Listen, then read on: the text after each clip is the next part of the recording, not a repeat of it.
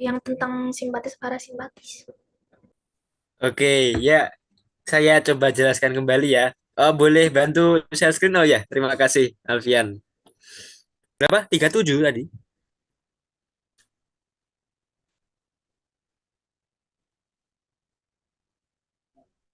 Bukan. Nomor berapa? Saya lupa.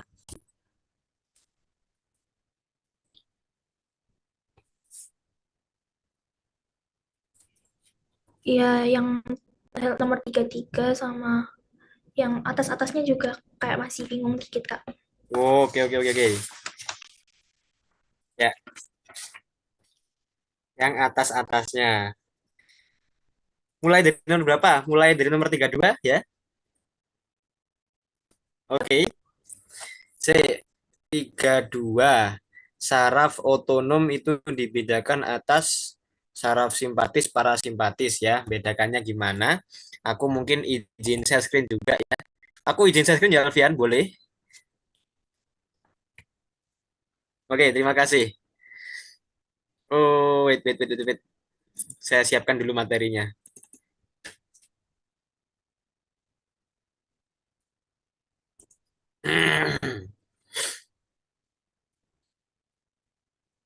Ini terkait dengan sistem nervus.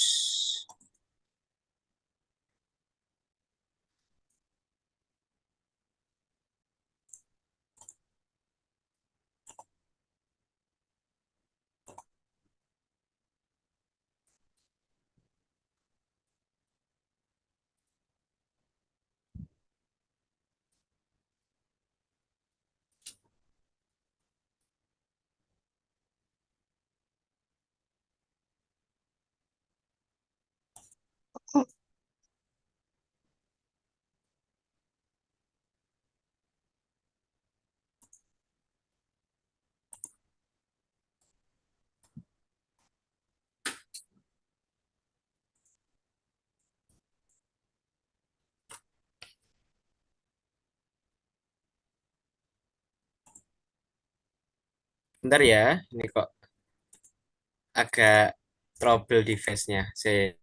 Saya buka dengan Chrome saja.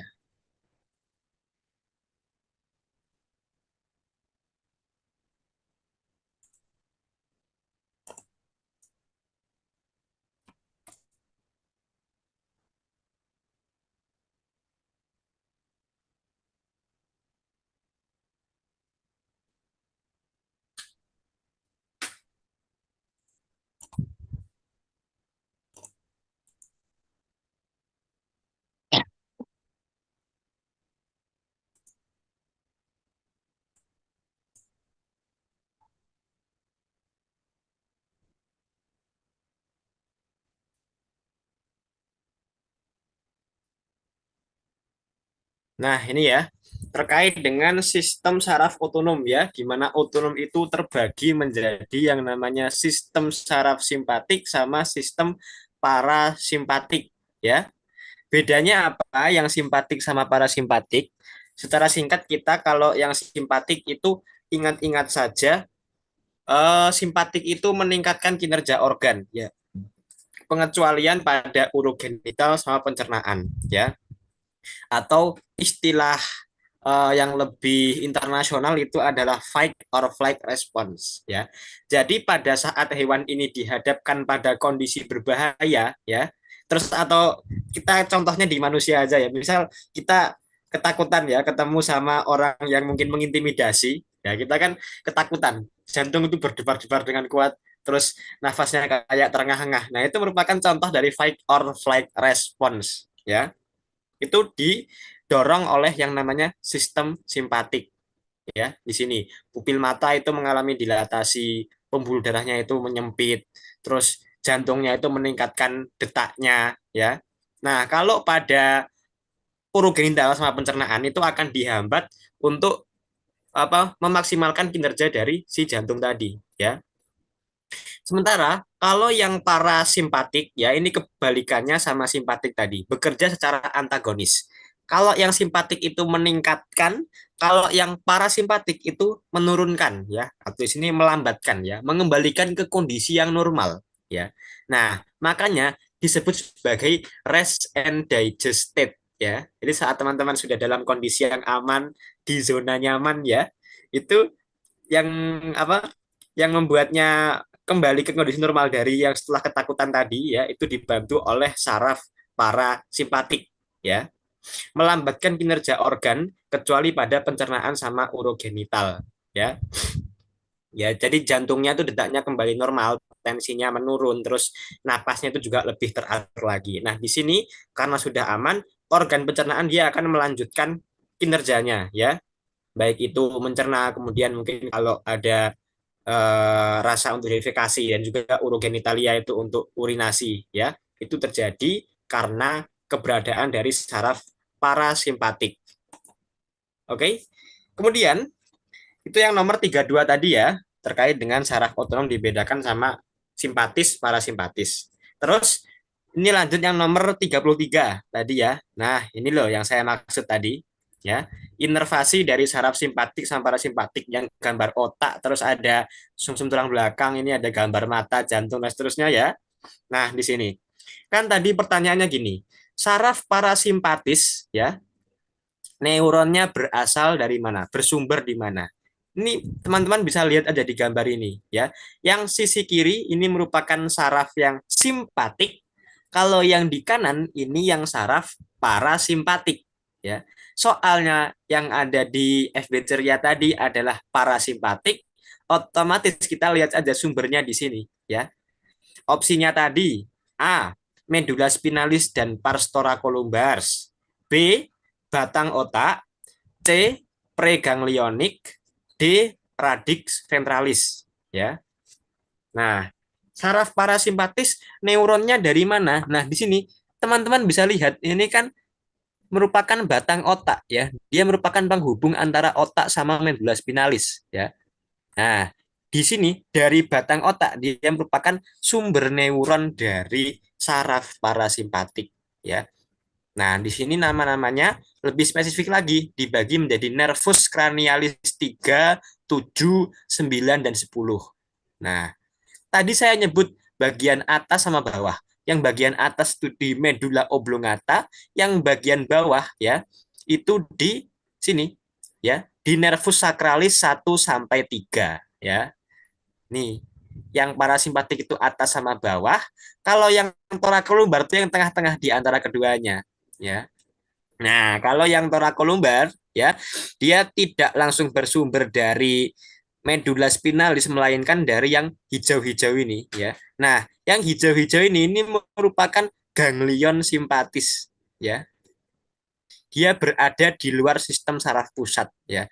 Sistem saraf pusat kan otak sama medula spinalis. Nah, ini ganglionnya dia berada di luar dari sistem saraf pusat. Oke. Ya, dari sini apakah bisa dipahami penjelasanku? Bisa, Kak. Terima kasih. Oke, siap. Terima kasih kembali. Next question, apakah ada? Penjelasan lambung di verticulum ventriculi. Oke, pertanyaan bagus ya. Saya bantu, saya share screen dulu. Mungkin biar gambarnya lebih jelas. Di verticulum ventriculi.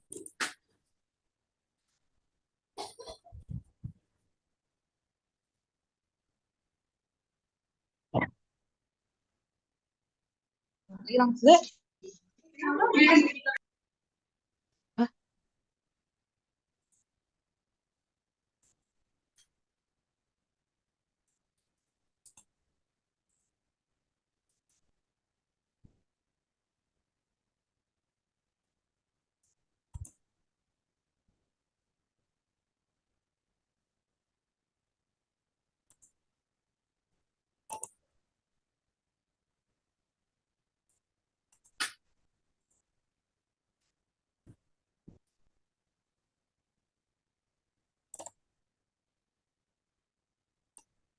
Nah, di sini gambar yang tengah ini ya. Di verticulum ventriculi ini merupakan bentukan ruang tambahan yang ada pada lambung babi ya, di sini. ada kayak yang menonjol ini. Coba teman-teman bandingkan pada lambungnya kuda sama lambungnya anjing ya. Dia kan tidak ada ruang tambahan yang di sini ya. Dia langsung melengkung gitu saja ya. Ini juga melengkung begitu saja. Nah, kalau pada babi ini ada ruang tambahan. Nah, ruang tambahannya ini disebut sebagai diverticulum ventriculi ya, nomor 13 diverticulum ventriculi. Dan untuk fungsinya tentu saja dia nanti akan membantu pencernaan dari si babi ini. Oke, begitu. Apakah bisa dipahami penjelasan saya?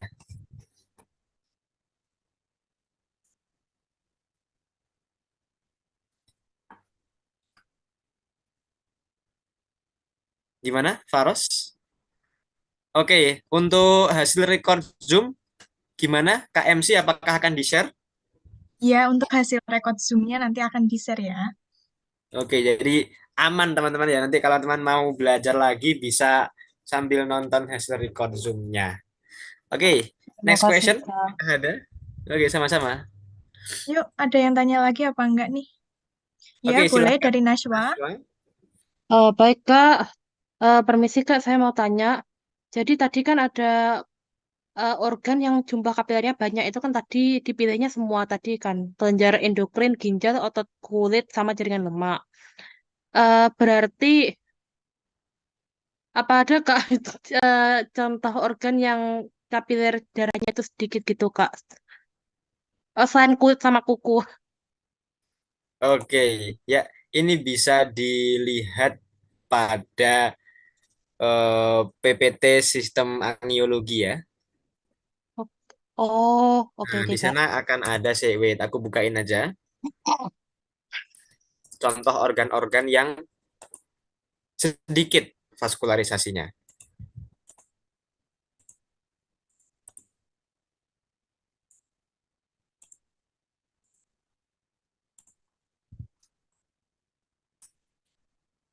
Jing.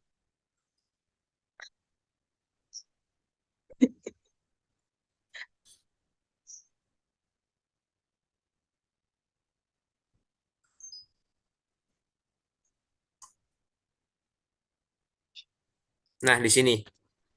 Nah, contoh bagian-bagian tubuh yang tidak dijumpai banyak pembuluh darah ya, atau kita akan menyebutnya sebagai daerah yang avaskuler ya. Itu bisa teman-teman jumpai pada tendo sama ligamentum ya. Oh, Masih alah, tendo itu gini. apa? Tendo ada yang tahu itu tendo itu apa? Bedanya tendo sama ligamentum.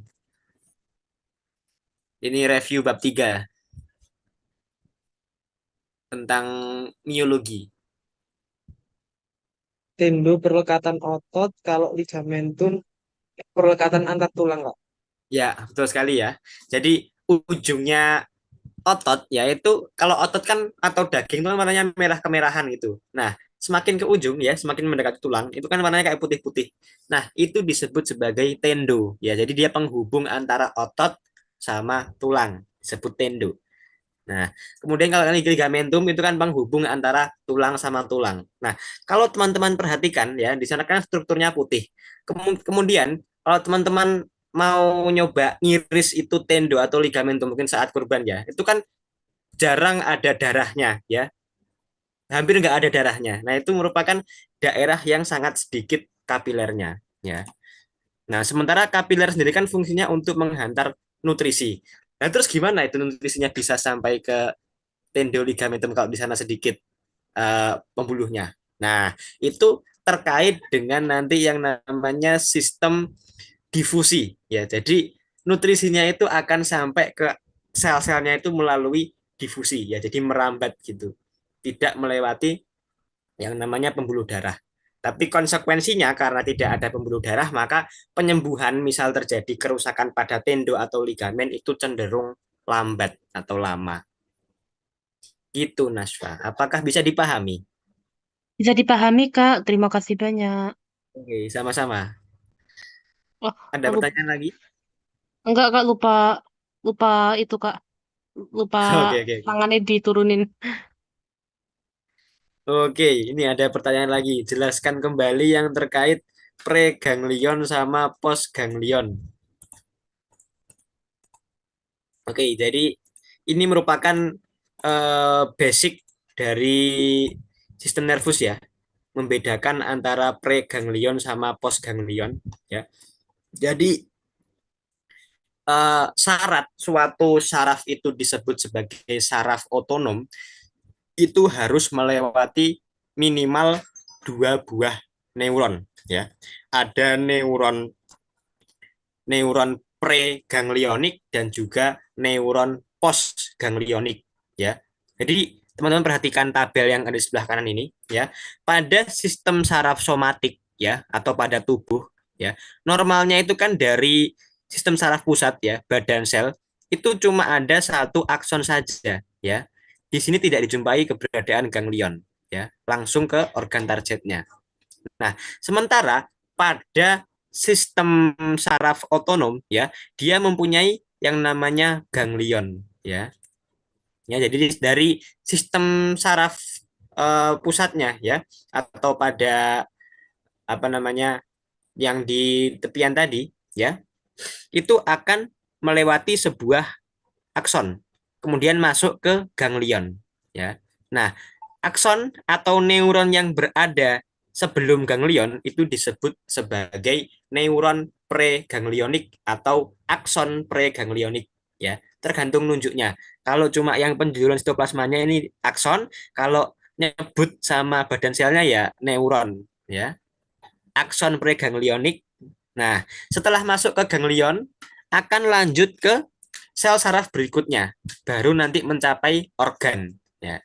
Nah, saraf yang ada setelah dari ganglion ini namanya neuron postganglionik atau akson postganglionik gitu ya. Nah, ini penjuluran sitoplasmanya itu merupakan akson postganglionik ya. Jadi bedanya kalau preganglionik itu sebelum masuk ke ganglion. Nah, kalau yang postganglionik itu keluar dari ganglion menuju ke organ ya atau ke jaringan-jaringannya. Gitu. Dari sini apakah bisa dipahami penjelasan pre sama postnya?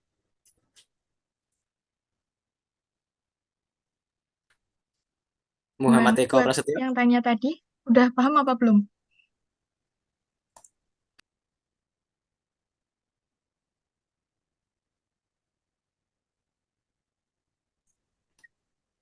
Oke, mungkin kita anggap paham saja ya. Nanti kalau nggak paham bisa lanjut chat ke aku. Oke, mungkin untuk efisiensi waktu biar nggak selesai terlalu malam, aku kembalikan ke MC aja. Terima kasih teman-teman atas pertanyaannya.